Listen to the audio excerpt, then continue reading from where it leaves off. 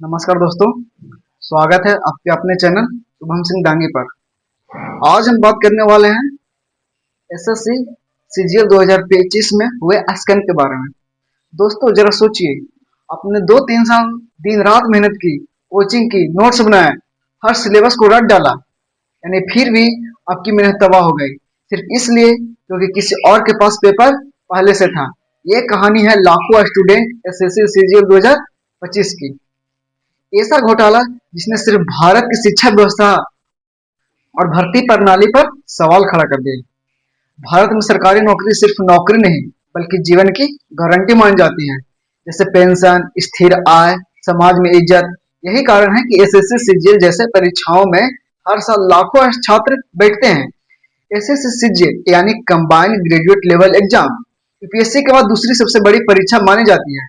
हर साल लगभग 25 से 30 लाख स्टूडेंट अप्लाई करते हैं। ये exam income tax inspector, excise inspector, auditor जैसे नौकरियों का रास्ता खोलती है।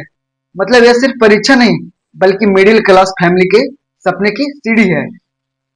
एसएससी सीजीएल 2025 की परीक्षा खत्म होते ही सोशल मीडिया पर सवाल उठना शुरू हो गए।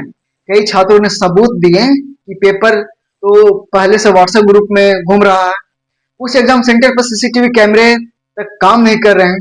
कई जगह टेक्निकल ग्लिच और स्टूडेंट का टाइम बर्बाद हो गया, यानी मेहनत मेहनत से छात्र पिछड़ गए। लेकिन जिसके पास पैसा और पावर था वो आसानी से अपना काम बना लिए।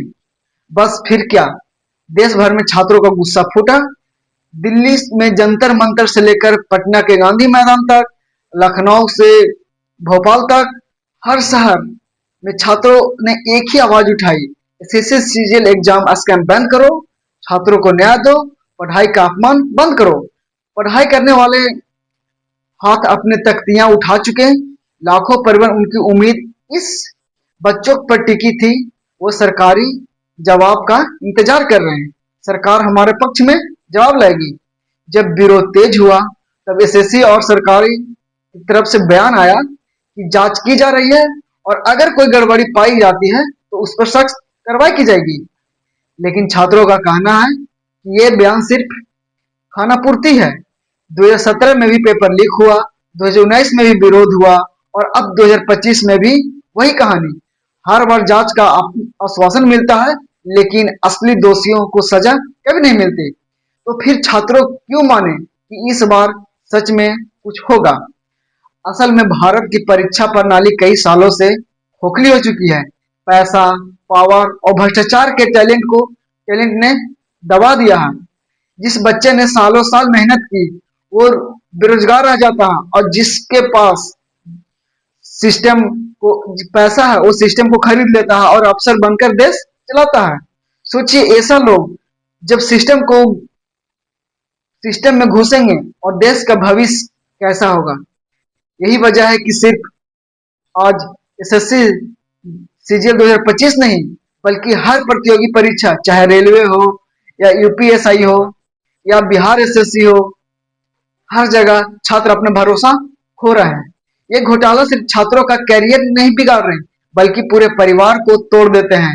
गांव गांव में किसान अपनी जमीन बेचकर बेटों को कोचिंग भेजता है, माँ अपनी जेवर गिरवी रखकर बच्चे को ट्यूशन फी देते हैं, भाई अपनी पढ़ाई छोड़कर मोटे मोटे बोझ उठाकर ताकि ज्यादा पैसा मिल सके और उनकी बहन रेलवे एसएससी की तैयारी कर सके।